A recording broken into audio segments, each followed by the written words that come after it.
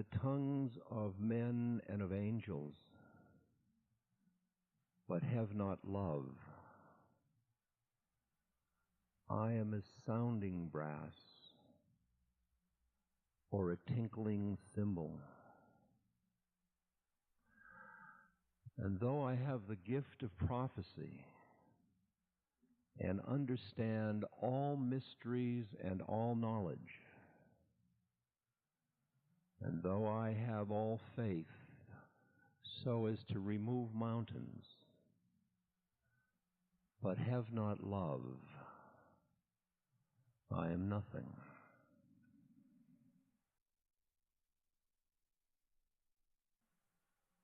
That was from Corinthians.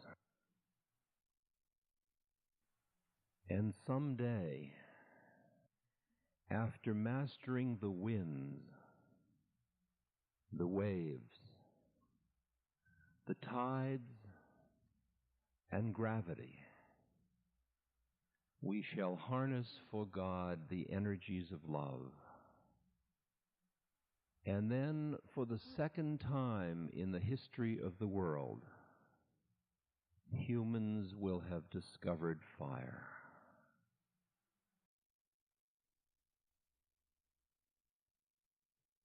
That's Teilhard de Chardin.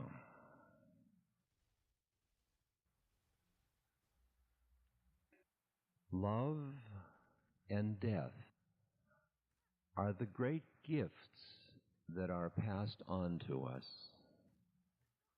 that most of us leave unopened.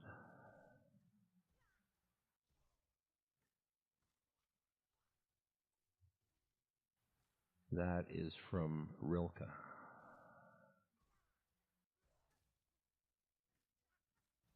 And this is a poem of Robert Bly's.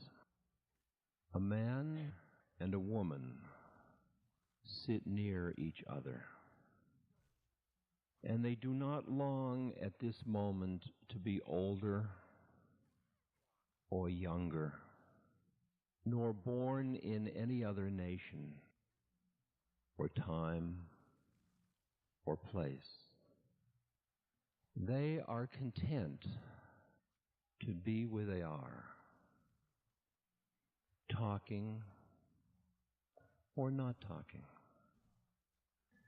Their breaths together feed someone we do not know.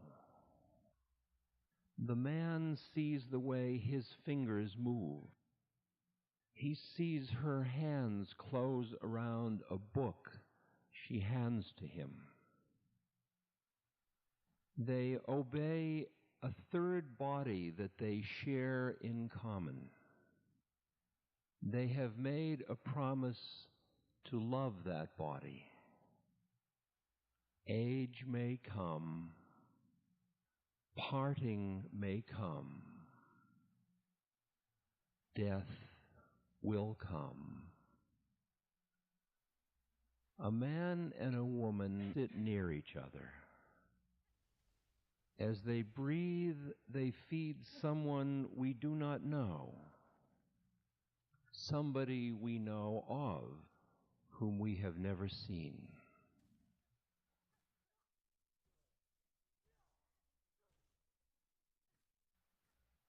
Just keep letting these run through you, sort of like Chinese food. Don't hold on to them. Just let them come and go.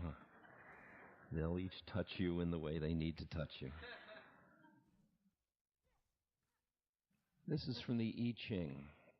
The Master said, "Life leads the thoughtful person on a path of many windings.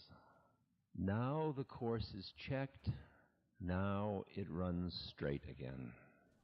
Here winged thoughts may pour freely forth in words, but there the heavy burden of knowledge must be shut away in silence.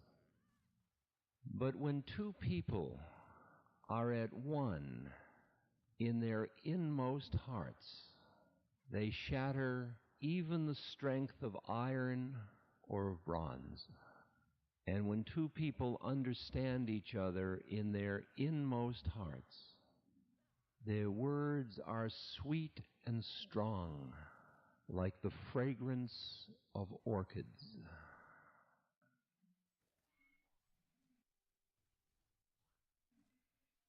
The path of love, the path of the heart, the path of emotion, relationship, dualism, taking you to the essence of love, taking you from loving to being love. It is the path of the heart. It, like all paths, is fraught with pitfalls and traps. And most of our emotions either are in the service of our minds or are frightening things that overwhelm us and make us afraid, so we protect ourselves from them. So we come through life a little bit like hungry ghosts. We are beings that have huge needs for love. But seemingly it's like we have some kind of amoeba that doesn't allow us to digest our food. So though we get love, it goes through us and then we need love all over again. And it's so deep in all of us that we've built a whole reality around it. And we think that's the way it is. That everybody needs love, and that if you don't get it, you're deprived, and that the more of it, the better, and you need it every day from everything. In that sense, it's like an achievement. You see people that are achievers, the minute they achieve something, it becomes irrelevant, and their awareness turns to the next achievement, because they are addicted to the practice, not to the goal. The predicament with loving is the power of the addiction of the practice of loving somebody, of getting so caught in the relationship that you can't ever arrive at the essence of dwelling in love. If you imagine it in this sequence, that you are cut off in your heart from love, so you feel hungry. What that hunger is the hunger to come home. It's the hunger to be at peace, to be feeling at one in the universe, where lover and beloved merge. It's the place to feel fulfilled in the moment, to be fully in the moment. Closed off, you are like a bee looking for a flower. You're flying around, buzzing, looking. And just as with baby ducks, you can create a silhouette of a mother duck.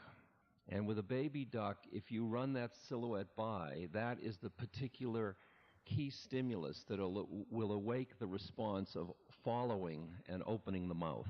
And it's called imprinting. And so you can imprint the duck to a silhouette of a mother duck. So there are certain very deep patterns, whether they're psychologically learned or karmic or astral in terms of your astrology, whichever level you want. There are a set of factors in you that are like a lock waiting for a key to open it, but the key must fit into that lock. It must be a certain pattern or concatenation of factors. Like the fact that I could open to my guru, I am sure had something to do with my relationship to my father. You think, well, the spirit is the spirit and psychological is psychological, but all of your psychological conditioning prepares you to be attracted to certain methods or certain paths or to certain people.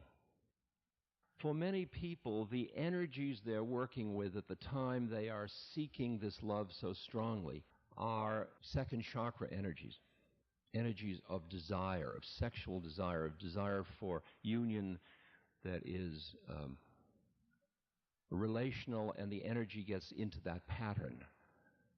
And you associate making love as a vehicle to coming into love. So you're going along as a little lock waiting for key, and along comes a shadow of lover goes by, and like a little duckling you turn and you start to walk after it. It just happened to be the particular pattern that turned you on, that opened you up, that did it. And you say, I think I'm in love with him or with her. See, that's the key right there. Not I think I'm in love. I think I'm in love with her or with him. And if you're lucky, your key unlocks her or his lock, and his key unlocks your lock, or her key unlocks your lock. So you get into you love me, I love you, here we are. And it's incredible, because through this dynamic you have opened to the place. It's like the triangle. It's like what Bly talks about as the two people together are feeding something that they don't even know. It's they're feeding the unitive space behind the dualism. They're feeding the quality of love. And when they're together, they touch it. What we're really saying is, when you say, I am in love with you, said somewhat blandly, you are the key stimulus that is opening me to the place in myself where I am love, which I can't get to except through you. So you can imagine, if you've been going around like a hungry ghost, starving for love, and you suddenly meet somebody that opens you to this well, this reservoir, this ocean of love, this ocean of feeling at home, and it's all rye bread. You know, you're just so happy. That quality that happens when you open to that, and you did it through meditation, or you did it through falling in love, whatever your method was, through acid, whatever you did it through, don't you get addicted to your method. You know, if acid did it, you want to know who your connection is, don't you? So if you met a master and the master shared with you a method, and the method worked to tune you to the place in yourself of awareness of love, you end up loving that method and you love that master, and the minute you do it, you get really drunk on it and very addicted to it. And fanatics in every religion are really, you call them adepts or addicts, because all methods are traps. And yet the bizarre thing about methods is they don't work unless you get trapped.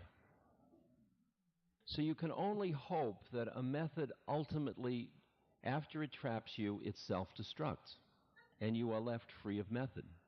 But you got to go through the method. And the method is scary because it does trap you.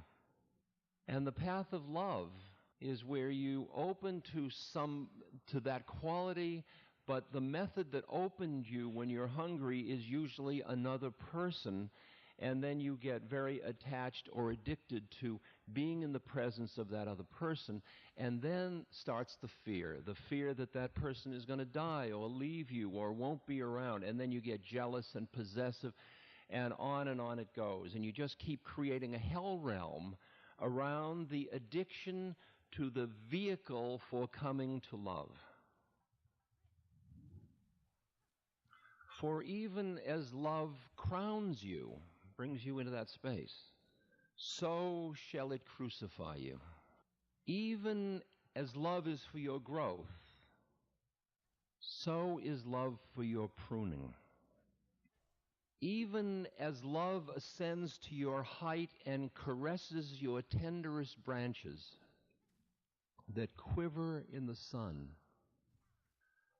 so shall love descend to your roots and shake them in their clinging to the earth. And this one from Farid Udinatar. To enter the valley of love, one must plunge wholly into the fire. Yes, one must become fire itself, for otherwise one cannot live there. One that truly loves must resemble fire, her countenance aflame, burning and impetuous like fire. Now let me show you where the problem is. This is from Hazrat Inayat Khan. The lover that leans upon the beloved's response, his love is like the flame that needs oil to live. But the lover who stands on her own feet is like the lantern of the sun that burns without oil. It is because of the way in which one closed down in development that one ends up hungry, because the mind has veiled the heart from its boundless merging with everything in the universe.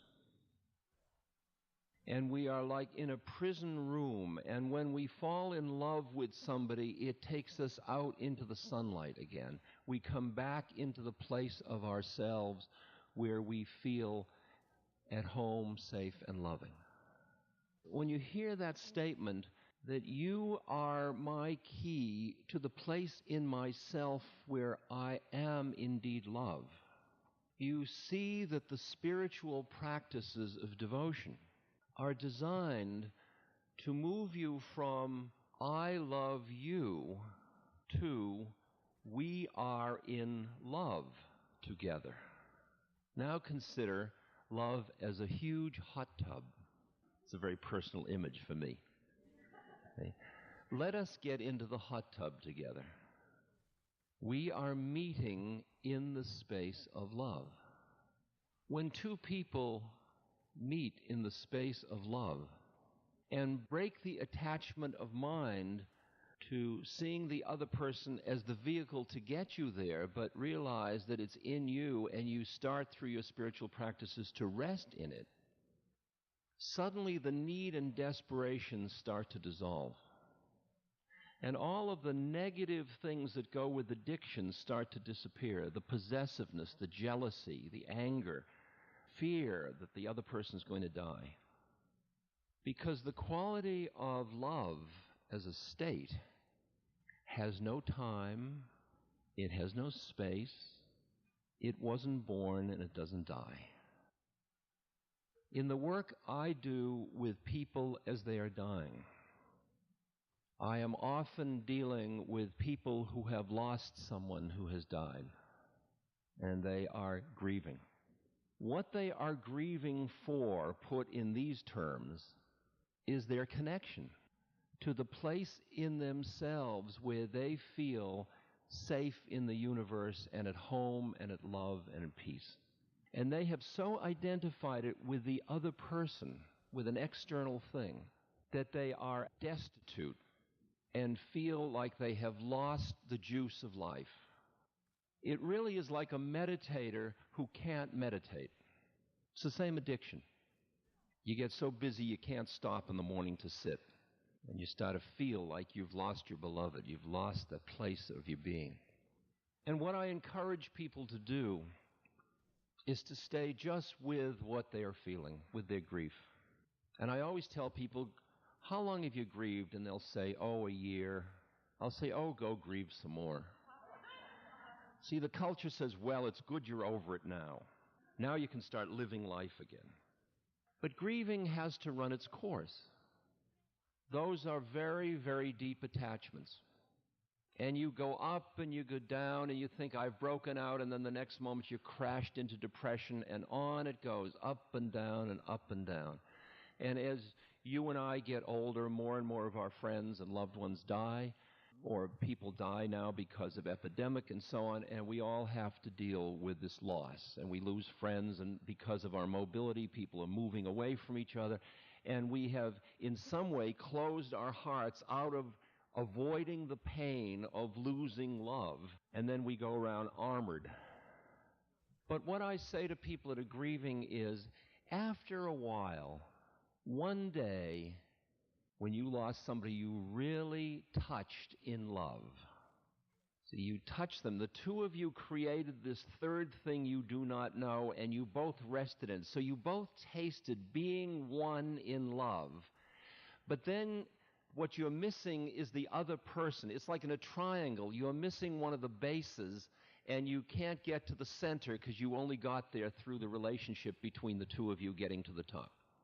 But one moment after you have grieved and gone up and down and told how you're done with it and then crashed and all of that melodrama, there'll come a moment where you might be watching a sunset or sitting quietly, and you will suddenly taste the fact that the love that you had with that person is still there. And at that moment, you will start to make the break between the vehicle for coming into the love and the essence, or the method and the essence. And then you will realize that what truly connected you to that person at the deepest level was that quality of identity in the quality of love. And that where can it go? Ramana Maharshi, when he was dying of cancer, and his devotees were crying, they loved him so much, and they kept crying, "Don't leave us, oh Bhagwan, don't leave us." And he said, "Don't be silly. Where could I go? Where could I go?" So seeing those levels of love and the nature of relationship, we see that relationship goes from a path in which there is incredible need because we are hungry ghosts in need of love. And as the path works and we start to come into love, we start to rest in it, and then relationship becomes a celebration. It no longer is needful, it's the play of form. Is that coming through? Can you hear that issue? So in the sense of devotional yoga, the statement God is love means that you move through love into love, and that quality of love, which is the quality, the interesting thing about the quality of the heart as opposed to the quality of the mind, and this is a polarity that is, it's just a metaphor to play with. The quality of the mind is that it discriminates this from that. It thinks about things. It has object. The quality of the heart is it keeps being boundless. It keeps embracing everything into itself. It doesn't discriminate even itself from other. It just embraces. That quality of compassion is where you're one with everything. It arises out of that feeling. But our hearts are very frightening to us because we were developed as separate beings. And we got so addicted to our separateness that we get frightened of the way in which the heart keeps giving it away. We feel we need it. We need our separateness so the heart becomes our enemy. I want to talk just a little bit about some of the difficulties of the path of relationship, of which poetry books are full. I'm just going slow because these are things to just sort of reflect about, feel your way into. As a path, what I experienced was that I loved one being intensely. What opened me to the love of that being was that that being loved me. And loved me so unconditionally that I felt safe to love in return. Now, we talk a lot about unconditional love, but let me tell you, very rarely have you ever experienced it. Because to unconditionally love another person, it means without condition. Most of us say, "Oh, I love you without condition." Well, then do you mind if I cut your throat? Well, I'd rather you wouldn't. Aha. I knew you'd set up boundaries. I knew you didn't really love me. Eh? And it would have to be a being who was so non-attached to their own life and death that their love wouldn't flicker, no matter what you did. That's a great story about the time when a country was being overrun, a Buddhist country, and the armies of the overcoming country, we had a recent example in China and Tibet, but this was before that, long before. And when they were finding the monks, they were disemboweling them and doing terrible things to the monks, which they just recently did, the Chinese did in Tibet. And in this one village, there was an officer of the army who was very feared because he was particularly cruel. And he had arrived in this village, and he asked his adjutant, how are the people responding? And the adjutant said, they are all bowing down to you, and at the monastery all the monks have fled to the mountains except for one monk. And the officer was infuriated at the existence of this one monk who had not fled to the mountain. And so he went to the monastery, and he pushed open the gates. And in the middle of the courtyard stood this one monk. And he walked up to that monk, and he put his hand on his sword, and he said, don't you know who I am? Without blinking an eye, I could take my sword and run it through your belly. And he repeated, without blinking an eye. And don't you know who I am? Said the monk. I could have your sword run through my belly without blinking an eye. That's unconditional love. You ready? The next time you say, I love you unconditionally, you just think about it. Just think about it. And when I met my guru, I really felt loved unconditionally. And what happened was, I opened, and then I became very attached to his form, and to being near him, and to looking at him, and to touching him, and to bringing him gifts, and breakfast in bed, whatever. Just like you do with your beloved. You want them to be happy as long as it includes you. Well, I'll be happiest with somebody else. Oh, wonderful, because I love you so much. See about unconditional love? See how quickly it gets you?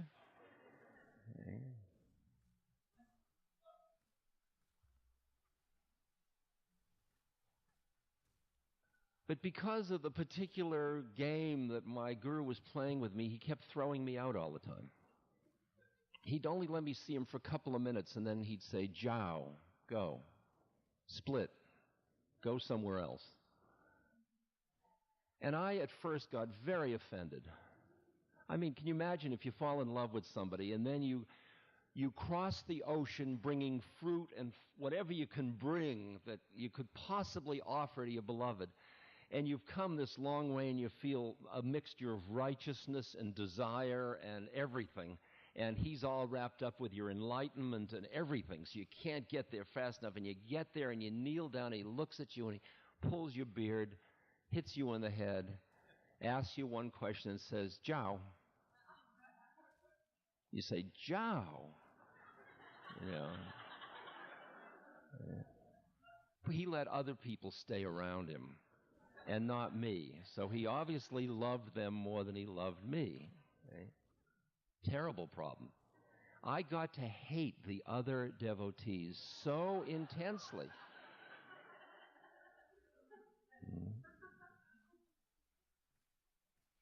But then he took me through this trip, which most of you know that have read any of the stuff I've written. And I'm just going to take you through because it's so delicious as a teaching. Even if you've heard it, think of how many times I've heard it.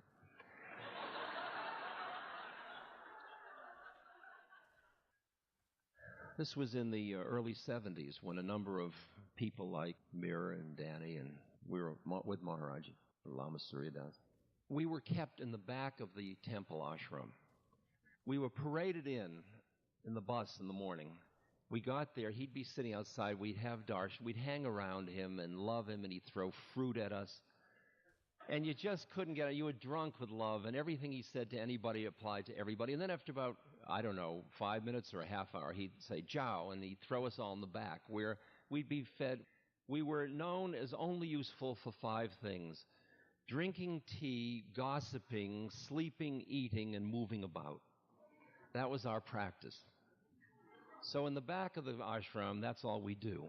And then late in the afternoon, we'd all be brought back just before the bus was leaving, have another time together, and then be thrown out. And in the course of the day, he'd call people up from the back. There was one woman who sang beautifully, so he'd call her up and say, "Sing," and she'd sing. It was like little performing animals, you know. You wind up and out come. We were the Westerners. You wind up and out you come. And so he had Indians coming, and they'd be hanging out, and he'd say, "You want to see a Westerner, you know, perform?" And we'd be brought forth. And some of us were scholars, and we'd be scholarly, and some of us were pundits who could recite Hindu things, and some of us could sing Hindu kirtan. And he'd bring us forth, you know. And I was like a professor from Harvard, and there I'd come. In fact, I'd been thrown out. It was irrelevant to Maharaji, you know. So then one day he called me up, and I come. And each time you're getting called, you've been called out of this mass of, you know, unworthy people. You've been chosen to go up and be worthy. And so you rush up because you realize this is going to be your chance to get the juice. This is it, you know. And you run up and you kneel down and you look up. I mean, this is all a game. You understand. This is all forms. First, when I went to India, I thought, I'm not going to touch anybody's feet. What a bunch of, you know. Now I couldn't do it fast enough. I used to try to grab one of his feet, and then it would go under the blanket quick, and I'd think I'm not pure enough. I mean, it was like it's a whole routine you play out. So I go up and he'd look and he'd say, "Ram Das, love everyone." I'd say, "Yes, Maharaj." He'd say, "Jow." See, so you go back, and that was what you got that day. You'd sit there, "Love everyone." Boy, I don't love everyone. I should love everyone. The next day he called me up. I got called up in 2 days running. Came up and he leaned way down. He held my beard and he said, "Ram Das." Yeah, this is in Hindi. "Ram Das." Okay. "Ram Das. Ram Das. Okay. Ram Das, tell the truth." "Yes, Maharaji." "Jow." So I was left that day with what a liar I was. I decided I'd really tell the truth. Well, he kept doing this. Each day he'd alternate. It was either love everyone or tell the truth. And it took me about 4 or 5 days because of my density before I realized the peculiar predicament I found myself in. That he was giving me 2 contradictory instructions. Because the truth was I didn't love everyone. So I thought about which one shall I do? And I thought, you know, what I always do is I love everyone, even if it's not the truth. I make believe I love them. I love you. "Oh, yes, we love each other. Oh, it's okay, I love you." I thought maybe it'd be good to try telling the truth. That'll be refreshing. And as I looked at all my guru brothers and sisters, I realized I hated them all. Because they all took me away from him. And I had spilled the beans about him in the first place with Be Here Now, and now I was set with all these unworthy, people that were hanging around taking his time. I mean, they were nice people, but I had a good reason. I mean, I just didn't hate them generally. I'd find reasons for each one. You know, that one was too arrogant, and that one had, After a week or two, the truth was I found I didn't like anybody. I even had a sign on my door, "Do not enter." Okay? Now, at the same time, I was doing another sadhana, another practice, which was that Maharaji said, Ram Das should not touch money. See, now, you can interpret that at many levels. See, I mean, now I interpret that my mind shouldn't cling or fixate on money. That allows me to have a credit card. But in those days, I took it literally. I shouldn't touch money. So what I did was one of my friends, my guru bhai, would be a bag person. They'd carry my money. So we get on the bus, they'd pay my bus fare. See, that worked out fine until I got to hate them all. Now I was in a predicament because I had nobody who I didn't hate, who I hadn't alienated, to be my bag person. Now, from the hotel to the temple is 8 miles. So what I found was I got to the position where there was a day where everybody got on the bus and I had no money to get on the bus, so I had to walk. All the way to the temple, I walked knowing what fun they were all having at the temple. Because they got there in about half hour and it was going to be about 3 hours for me. It was through the backwoods. And so I was getting more and more angry. I was getting furious.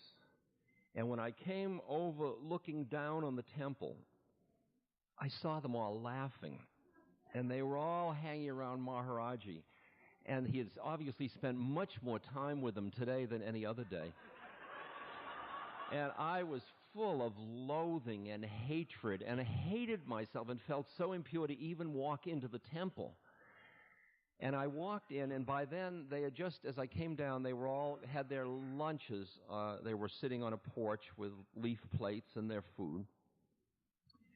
And I came in, and they might have been talking about me, I don't know, but one of the people who I especially despised came up with a leaf plate of food and offered it to me. And I took it, and I threw it at him. See?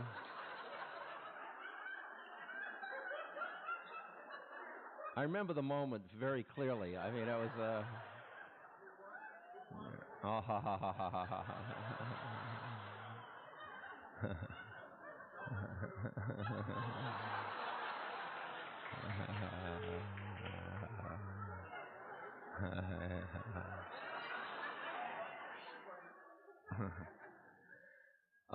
And I heard Maharaji from across the courtyard.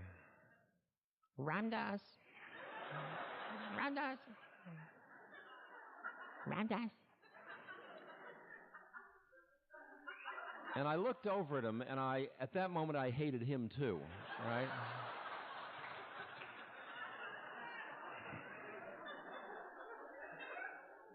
And I went across the courtyard pissed. I mean, I was really angry, and I sat down in front of him, and I looked up at him, and I was like, you know, my bones were aching. You know how that gets when you're really constricted. And he looks at me and says, something troubling you?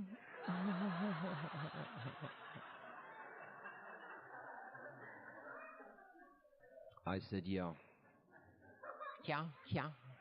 What is it? I said, I hate all of them.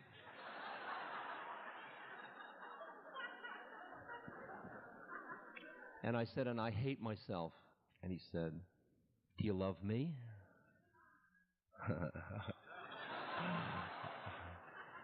And I looked at him.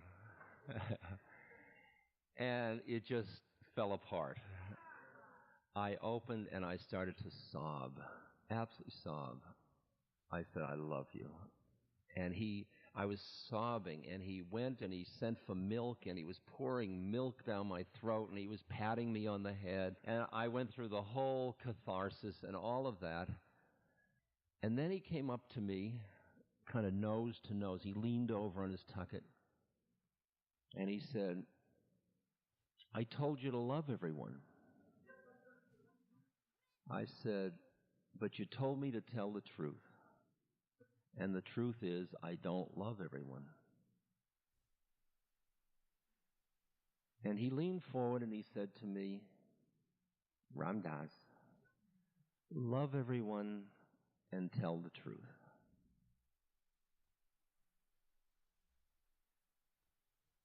At that moment, what I experienced were two things. First was I experienced a coffin in front of me, in which who I thought I was in the coffin. Who I thought I was somebody whose truth was that they didn't love everyone.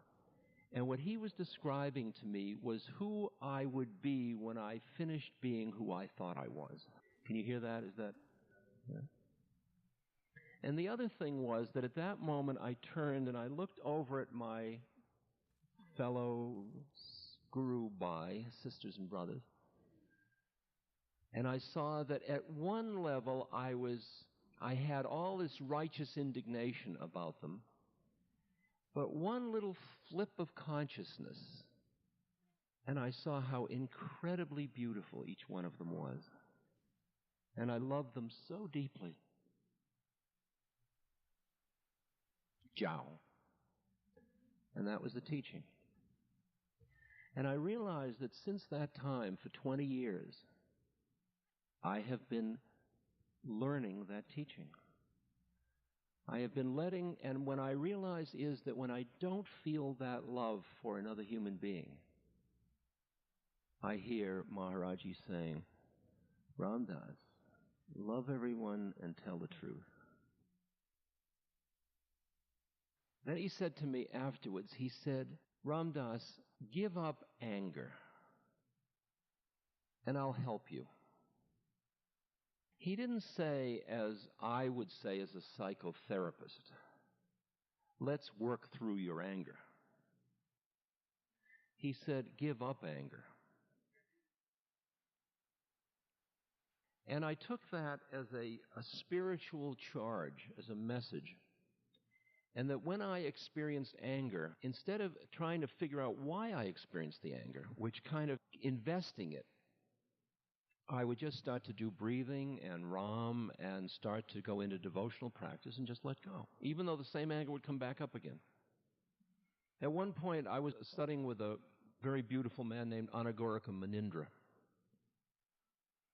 He was a Theravadan Buddhist teacher. Lovely, lovely man. And I came to him one time, and I said to him, Munindraji, I am so angry, because I had so much anger in me for so many years, and keeping grudges, those deep things that always cut you up. Every time that person's conscious, the thought of that person goes through your head, you constrict. And he said, Ram Das, don't hold on to it. It's just old karma running off. Your anger is just old karma running off. And one of the traps that I saw that I was caught in was the trap of righteousness that I used to justify my anger.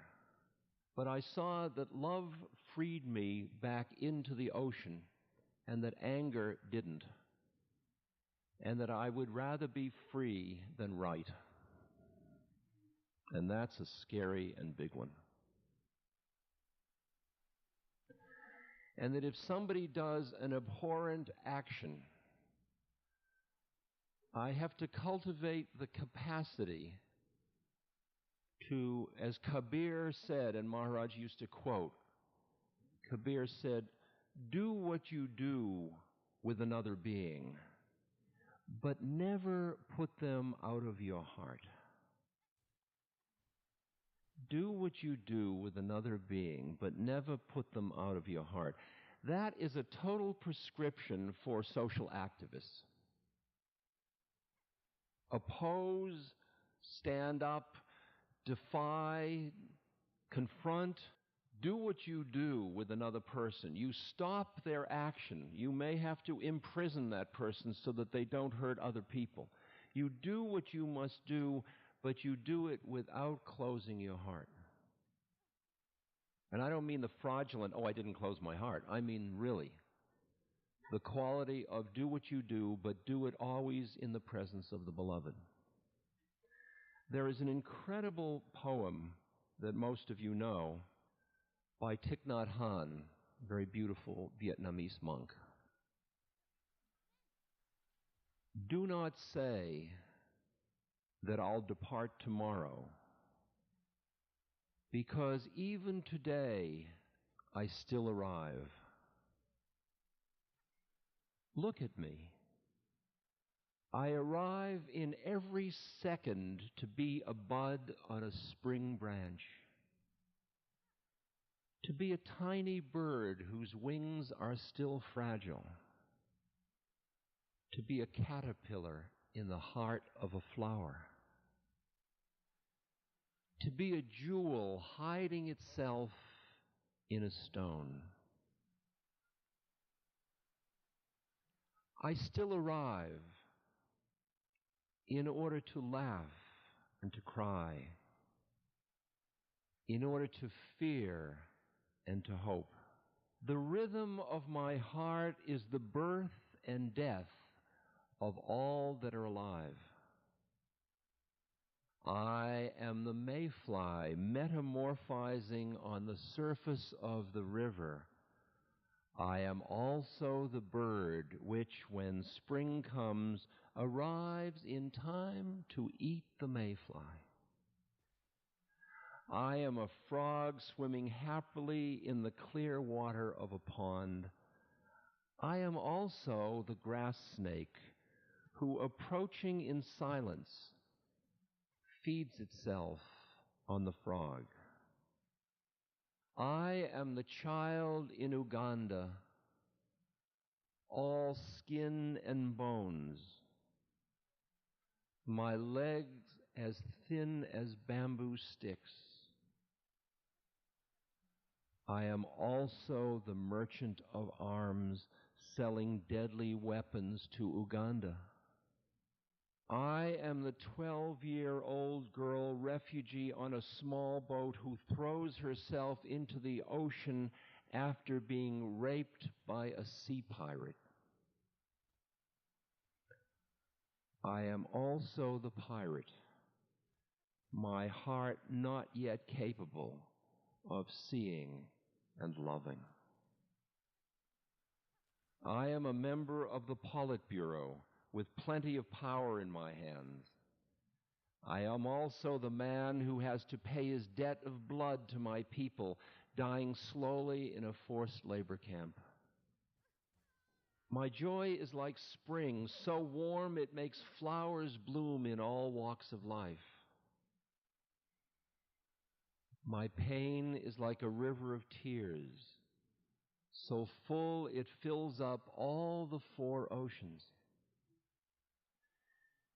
Please, call me by my correct names so that I can hear at the same time all my cries and my laughs, so that I could see that my joy and my pain are but one.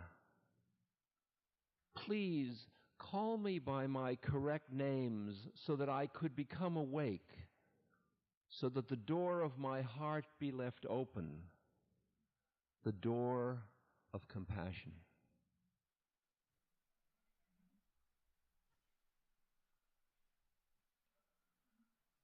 Who is it that you don't love? Who is it that your heart closes to? Yourself? Someone else? The practice is clear. You start a practice. I've kidded a lot about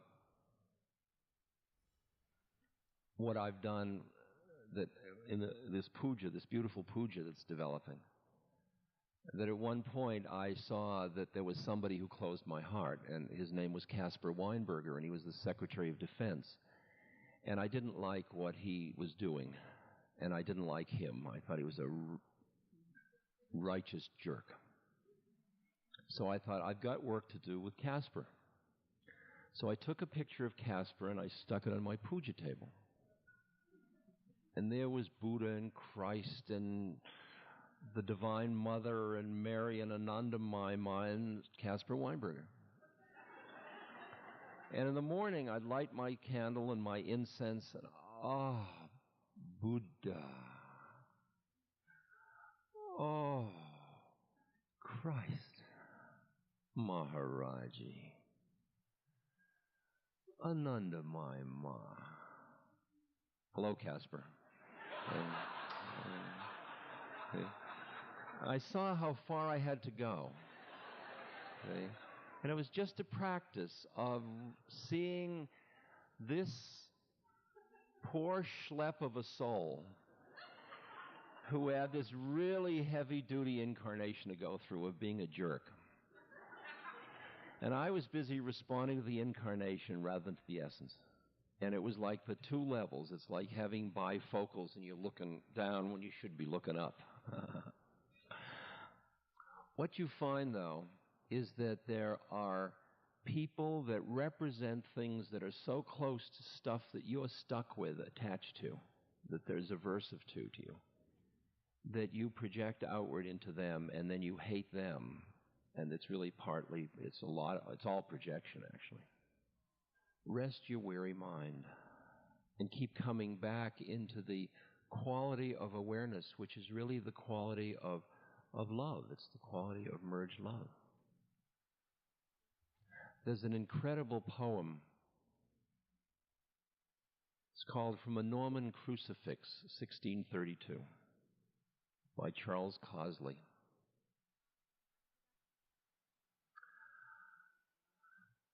I am the great sun, but you do not see me. This poem is God love talking to you. I am the great sun, but you do not see me. I am your husband, but you turn away. I am the captive, but you do not free me. I am the captain. You will not obey. I am the truth, but you will not believe me. I am the city where you will not stay. I am your wife, your child, but you will leave me. I am that God to whom you will not pray. I am your counsel, but you do not hear me. I am the lover whom you will betray. I am the victor, but you do not cheer me. I am the holy dove whom you will slay. I am your life, but if you will not name me, seal up your soul with tears and never blame me. The process, we grow up, we become separate, we get caught in our separateness. We are hungry for the coming back into love of the merging place, the namaste place, the place where when you're in yours and I'm in mine, we are in love together. We are in a place where your heart mind and my heart mind remain always inseparable. We get hungry and we finally break out through one technique or another, through loving somebody, perhaps your baby or your parent or your cat or somebody safe, somebody abstract, or a Christ or a Maharaji or somebody, and you open, and it feels so good to be in love. And in the path of devotion, you get so addicted to that experience of the intimacy between the lover and the beloved that you keep being drawn into the singing and the stories and the images and the remembrance of, and you're just thinking about it and tuning all the time just to stay in that intimate, loving relationship with that which you love. And then there's this little shift where you start to ask the question, what isn't God? And then you start to look at all the different faces and aspects and see, watch your heart close around judgment. And then you practice opening it and looking and loving this as a manifestation of the beloved. Something that is the way the beloved is taking form. And then the love starts to get vast. And then it starts to get more impersonal. This is a quote from Anandamayi Ma, great, great, great saint. Incredible, incredible being. She said, this body has lived with father, mother, husband, and all. This body has served the husband, so you may call it a wife. It has prepared dishes for all, so you may call it a cook. It has done all sorts of scrubbing and menial work, so you may call it a servant. But if you look at the thing from another standpoint, you'll realize that this body has served none but God. For when I served my father, mother, husband, and others, I merely considered them as different manifestations of the Almighty and served them as such. When I sat down to prepare food, I did so as if it were a ritual, for the food cooked was, after all, meant for God. Whatever I did it in a spirit of divine service. Hence, I was not quite worldly, though always engaged in household affairs. I had but one ideal, to serve all as God, to do everything for the sake of God. But listen to this one of hers also. You all love this body so much that you often come to see me, unmindful of the long distance that many of you have to travel.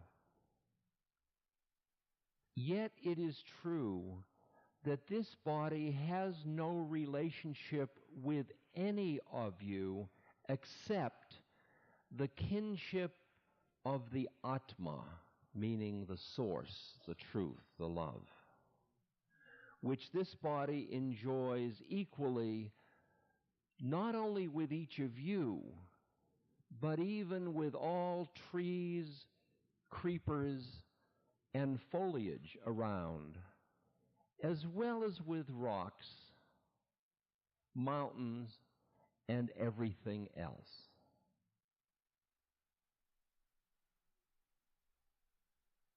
I really want you to hear that one,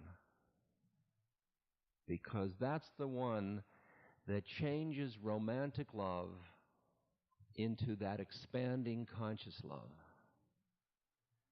And what I have experienced over these years is that transformation, and there have been very frightening aspects, because the cultural models of romantic love have to do with specialness. I love you specially. And what I experience is that I don't love people specially. I have special work to do with one person or another, but I love beings, and I'm getting to love universe, and I'm getting to love the manifestation. And it's interesting because people keep wanting you to love them specially. And I don't feel it anymore. I don't feel it anymore. And it's a strange experience. It's strange from a cultural point of view. Is that too weird, or can you hear the issue? It's a transformation that goes on. That because you have initially identified that feeling of love to somebody else with a quality of possessiveness or collecting them or wanting them around. Like, I'll tell you what happened to me. I started to guide people through acid trips back in the 60s.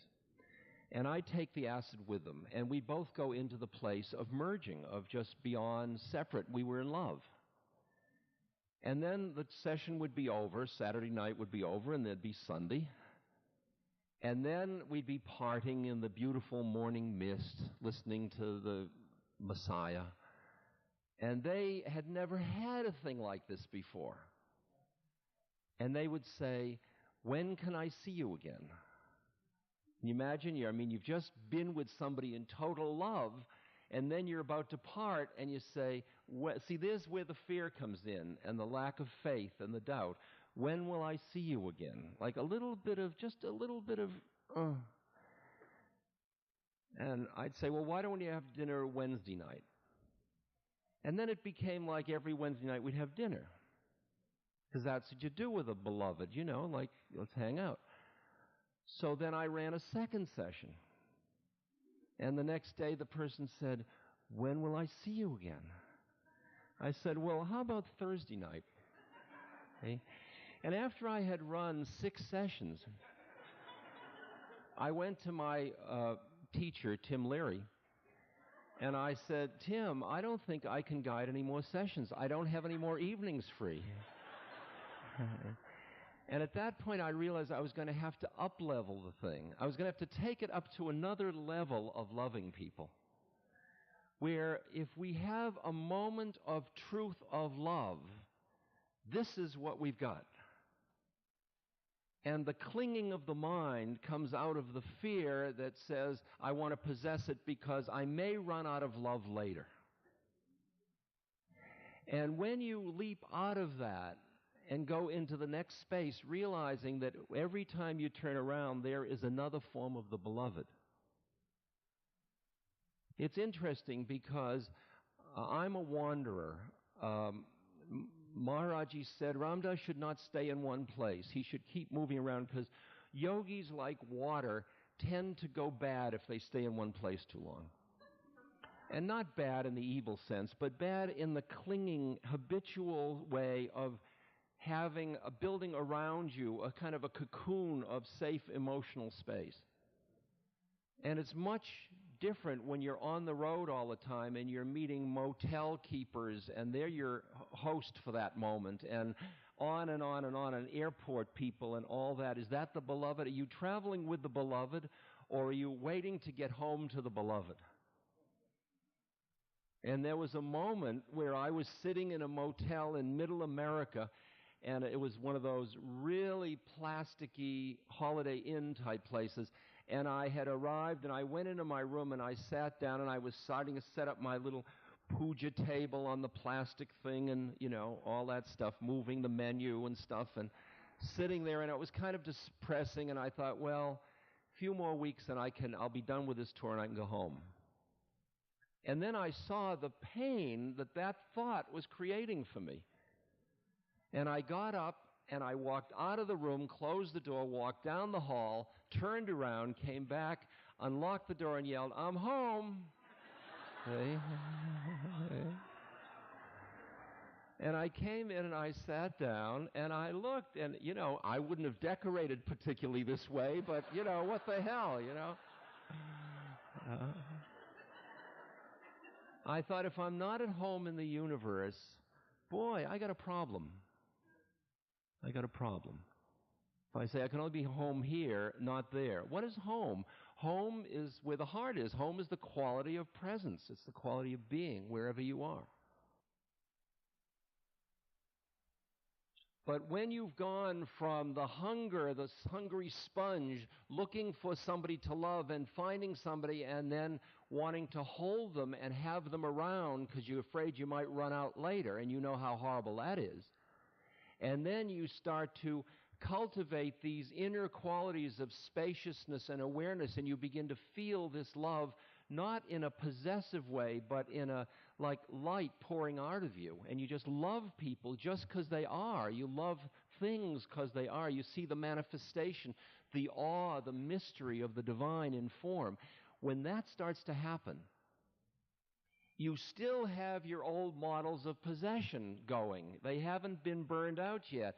So when you love the second person, you want to collect them too. And then the third person, you want to collect them too. I usually kid about my story is that you fall in love with somebody and you nest and you collect feathers and build a nest and straw and drapes and stuff. And then you need to go to the supermarket and you get, yogurt and beer, and you're at the checkout counter and you look into the eyes of the person at the checkout counter and the thing happens again because the eyes are the windows of the soul. And you're in love. Because now you're starting to function from this place. When you're in this place, everybody you look at is your lover. When you are in love, you see love where you look. So you look, but your old model is, I got to collect this. My God, this is great. We are in love, and it's the checkout person. Okay? So the question is, have you considered a menage à trois? Are you opposed to open marriages, But then what's going to happen? You walk down the street and you look, and there's another one. Pretty soon you're the Adamite community or one of those kind of things, and the politics get so complicated. Plus the emotions of everybody that thinks they're the special, the first of this, the first one. And you realize you've got to graduate from a deprivation model to an abundance model. And I don't mean that in the kind of cheesy way it's often used. It's abundant so I can have it. It's abundant because you are it. That as you become love, you get to the point where you walk down the street and somebody comes and it is the most beautiful thing again that you have ever seen again. And you look and you look and you appreciate and you love, and your eyes may meet and you both recognize the love, and you don't have to do anything about it. So you go through from come live with me to let's have coffee together to would you give me your number to how about a calling card to a wink to are you experiencing what I'm experiencing? Wasn't this great? Fantastic. Or God is love, or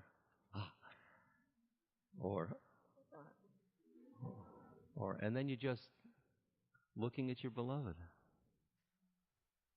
And it's nothing special to be in love. It's nothing special. It's very ordinary. How alien that is in this culture to think that being in love with the universe is ordinary.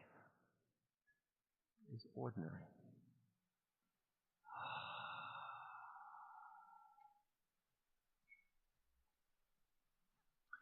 Just take all these words back into the silence behind the words.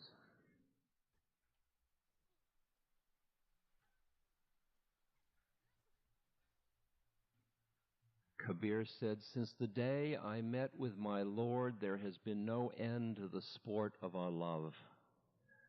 I see with eyes open and smile, and behold the beauty everywhere. I utter the Lord's name, and whatever I see, it reminds me. Whatever I do, it becomes worship."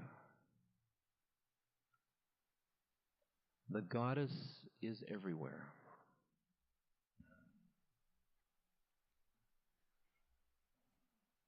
Anybody you have ever touched in true love, that love still is present.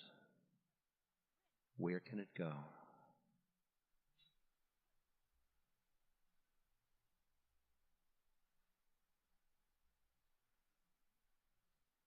Anyone who you've closed your heart to with your mind, rest your weary mind.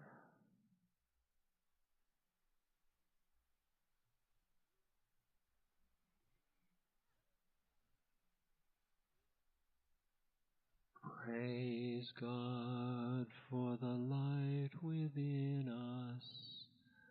Praise God, let love abide. Praise God for the light within us. Praise God, let love abide. Praise God for the light within us. Praise God, let love abide.